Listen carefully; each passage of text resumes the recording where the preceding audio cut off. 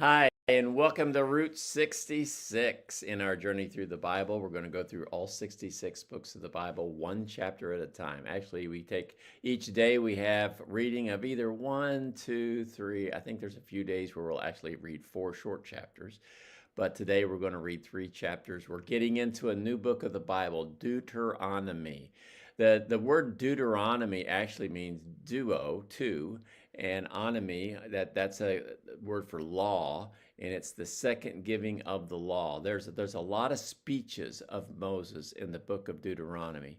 And so we want to read today the first three chapters of Deuteronomy. In these chapters, Moses is speaking to the Israelites as they stand getting ready to go to the promised land. He reminds them of their long journey, not only in miles, but also in time from Egypt. God led them through the wilderness, the many challenges that they faced. Chapter 1 of Deuteronomy, Moses recalls how God commanded them to enter the promised land, take it over, and yet the people were afraid, and they did not always trust God, and he's challenging them to continue to trust God.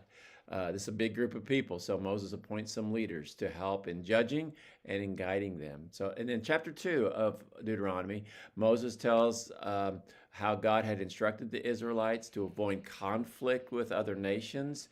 They were surrounded by other people, and they need to be careful. Even when passing through lands already inhabited by others, God made sure that they would be safe, that they would only fight when it was right and when it was needed. They didn't just start fights, start wars.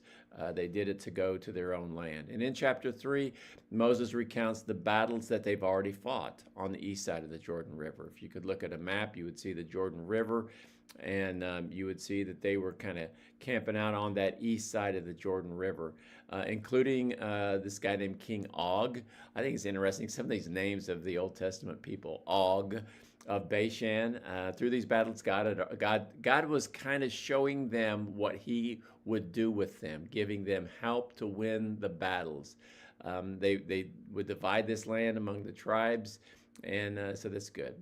And yet, at the end of chapter 3, Moses shares his sorrow that he will not be able to enter the promised land with them. Joshua's going to take them.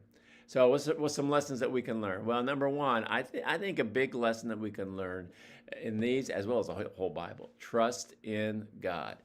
Israelites were often hesitant and often afraid to do what God wanted because they did not fully trust God's plan.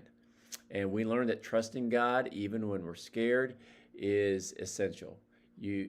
God is going to put us in situations where we're afraid, we hesitate, we don't, and that's okay, but we need to just move on. Courage is not the absence of fear. Courage is doing the right thing even though you're afraid. So trust in God. A second lesson is to obey God's instructions, following God's clear directions. Now let's just face it, there's a lot of things in the Bible that aren't as clear as what we'd like. But one of the problems we do have is when God gives us clear instructions on how we should live and what we should do and what we shouldn't do, we need to do those. Whether with Jews, whether it was choosing leaders or knowing when to fight, the Israelites were promised success if they followed God's directions. Follow God's guidance in your life. Do what he says. Don't do what he says not to do. So just follow his leadership and obey his instructions. A third lesson is to obey the value of good leadership. Moses appointed some leaders to help care for the people, and leaders are important. Not everybody can be leaders, Everybody wants to be a chief and nobody wants to be an Indian, the old saying is. But we need to have good leaders, and everything, I've heard this, everything rises and falls on leadership. Good leadership, blessings. Bad leadership, so value of good leadership. Pray for your leaders. Choose good leaders. Follow the leaders. If you are a leader, be a good one. Get close to God. And a fourth lesson, well, I'll just finish it really quick, learn from the past.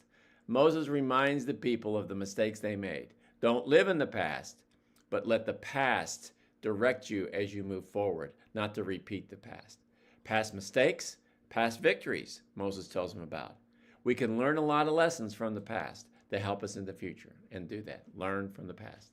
Well, God bless you. Hope you have a good day today as you read the Bible and spend some time, and I'll be bringing another section of it.